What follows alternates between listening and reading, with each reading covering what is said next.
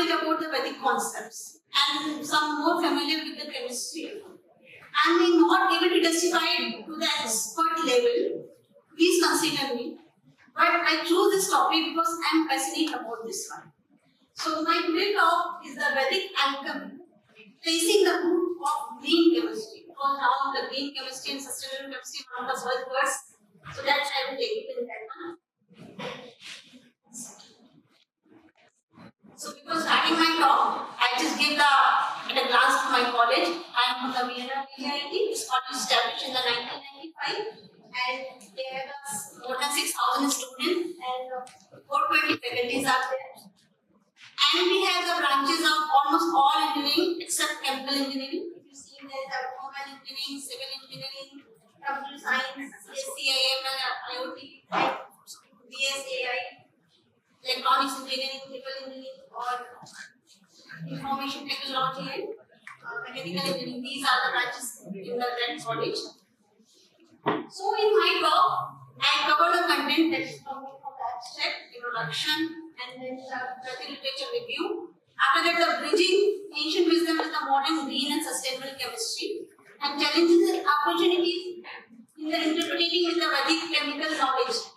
Because of our mindset, we have the challenges and opportunities is also there. And the conclusion of this one. So in the abstract, I covered examine the chemical insights from the ancient Vedic texts, basically focusing on the ashasas, their alignment with the modern green chemistry principles. What are the green chemistry principles? How we can align with that? And then highlight the ancient practices related to the showcasing the relevance to contemporary sustainability efforts. And the third one, explore the historical evolution, chemical thoughts, aiming to inspire innovative approach by integrating ancient wisdom in our modern science. So when I am planning to do this, write the manuscript, I brainstorm and decide on the few key factors. So first I decide what is the purpose of doing this research. So it is the purpose, explore the benefits and challenges of integrating historical perspectives into the modern scientific research and education. Then I will think which area I have to focus for that stop. Investigate how the ancient texts like Vedic alchemy knowledges might inspire the sustainable practices. After that, we can, in which context we have to do this thing. So, interest in the combining of ancient wisdom with the contemporary science to address environmental issues. Then, what is the basic objective of all these things? We want to bridge the Vedic chemical insight in the modern green chemistry principles. What are the doubts? What are the things that we have to be combined with that Vedic concepts as well as the modern chemistry principles? Then we are going to the analysis, compare the Vedic chemical knowledge with the contemporary green chemistry practices.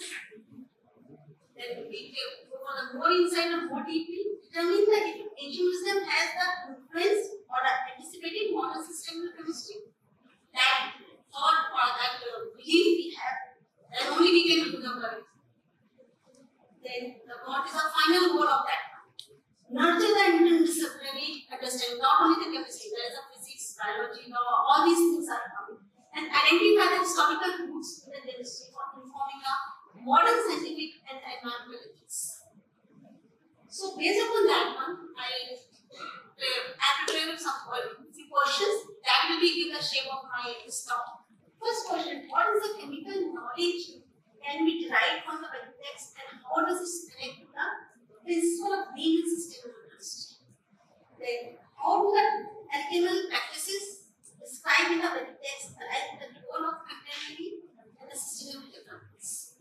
Then, does the study of the Vedic text contribute to broader understanding of the historical evolution of the chemical thoughts and its effect on the modern green chemistry? And last, what are the implications of integrating ancient alchemical wisdom with the modern scientific research, particularly in the green and scientific chemistry? So, after that, if you see from that one, that Vedic or Vedic concepts almost cover all the fields.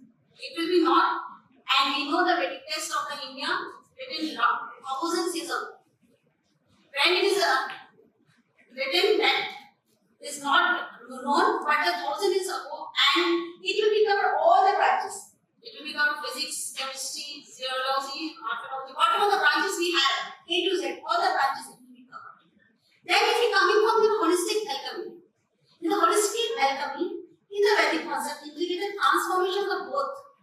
material as well as the spiritual aspects of the existence, assessing balance and harmony with the universe. This ancient approach combines the knowledge of the natural elements with the spiritual practices to achieve overall well-being and enlightenment. And third one, I will take the example which is from the Vedic text directly. Zinc metallurgy processes are there. So for this, there is a texts are available. They give the innovative sustainability. Ancient texts provide alternative perspectives and the solution to the modern sustainability challenges enriching in the field of green chemistry.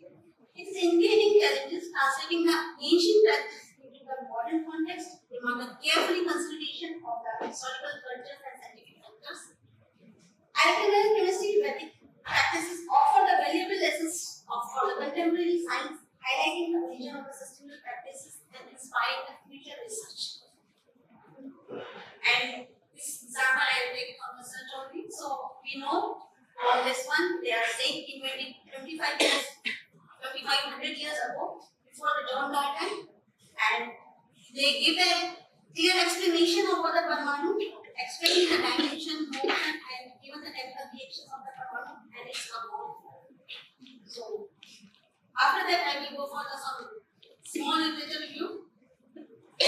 So there is a literature review. They are calling from the 2500 1500 BC.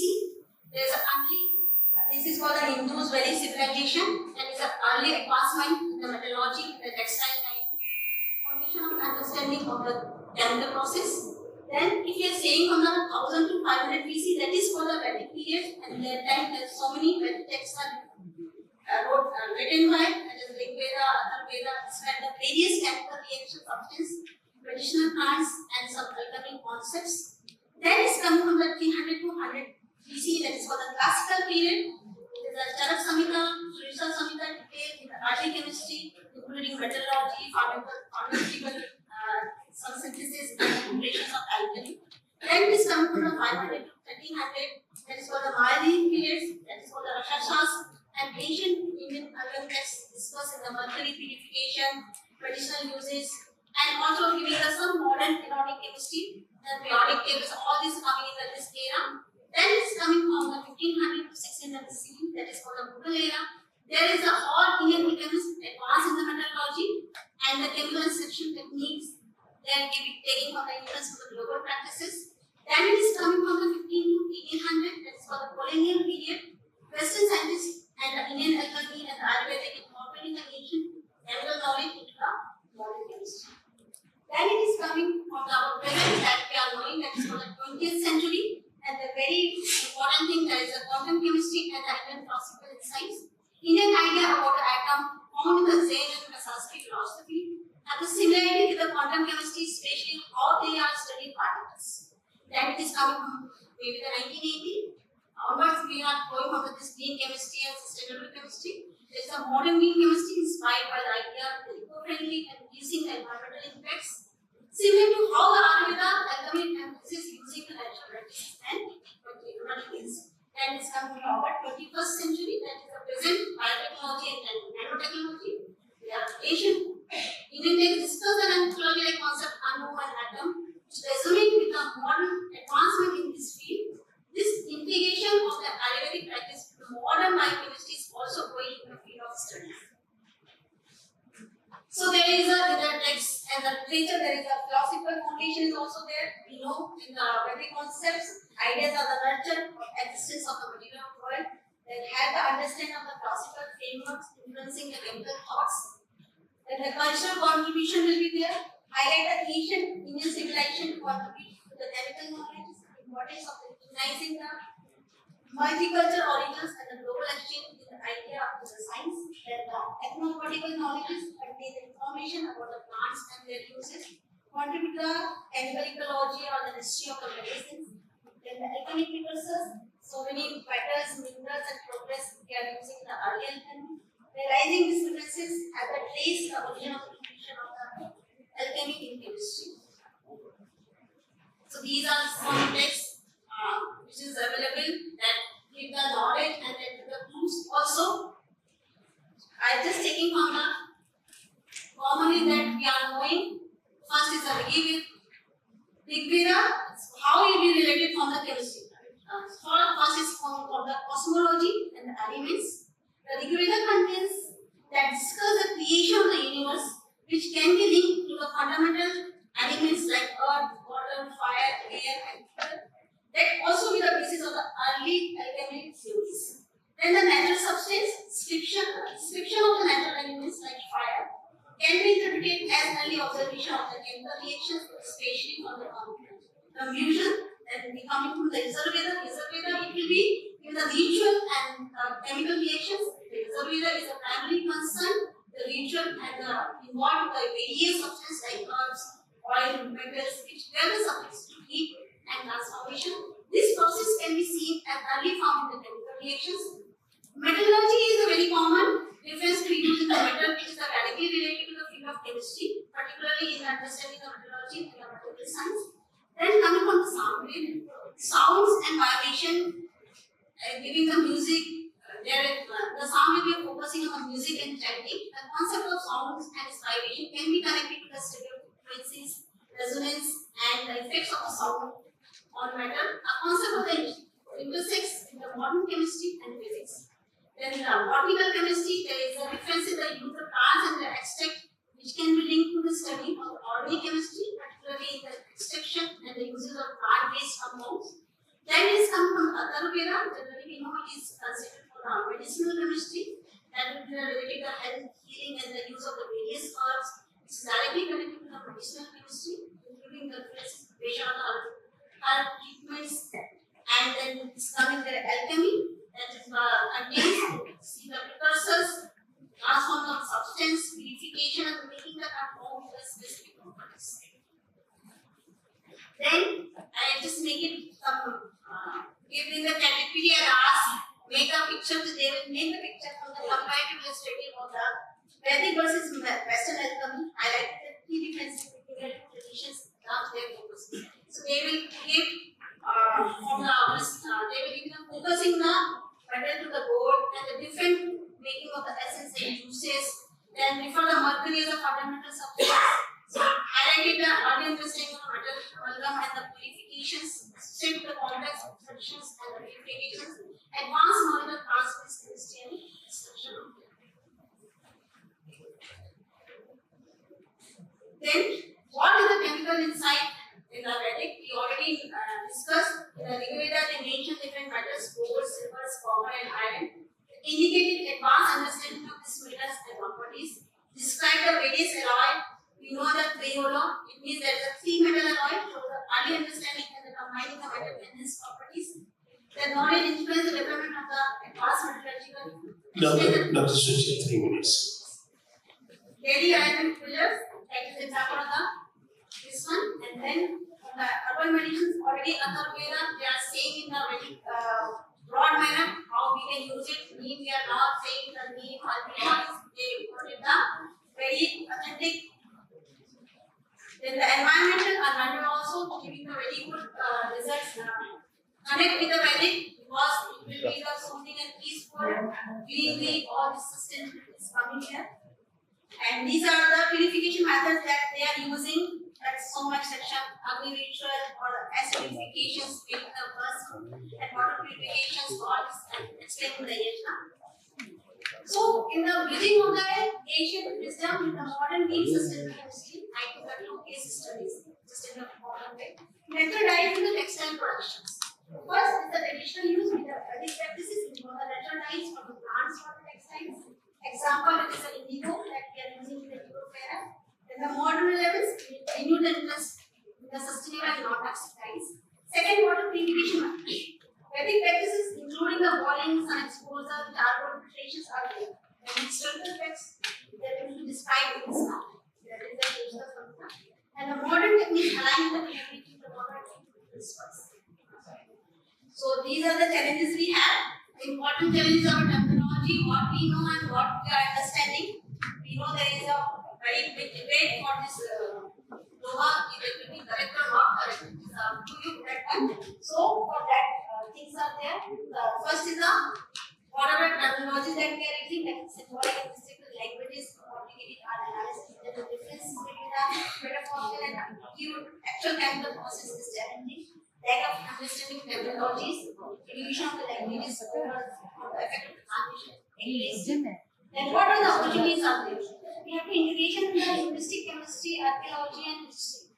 Use the advanced analytical techniques. We can go for the analysis of the ancient aircrafts. We can go for some phytochemical or human forces, maybe predictive analysis. All these things will help to give the accurate and the fact-based results. So, after the last, I will try to, whatever the Vedic chemistry, what is the green chemistry, that I will try to align with our SDG goals, Sustainable Development Goals. I saw all my principles are aligned with the Vedic chemistry as well as the SDG goals. First, you can see the prevention of the waste, then the Yajna will be there, there's a two goals are Sustainable 12 and 6 will coming. Then economy, that will be Rashad Sas will be explaining very well. They will be correlated with the SDG goal 9 and SDG goal 12.